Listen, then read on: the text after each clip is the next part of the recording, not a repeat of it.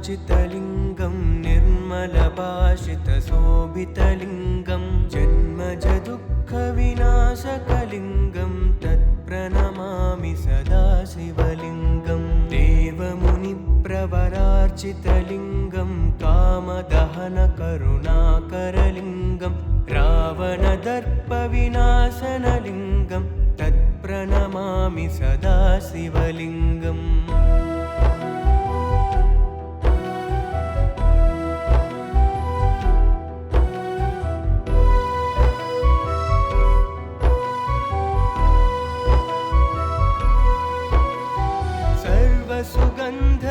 सर्वसुगन्धसुलेपितलिङ्गं बुद्धिविवर्धनकारणलिङ्गं सिद्धसुरासुरवन्दितलिङ्गं तत्प्रणमामि सदा शिवलिङ्गम्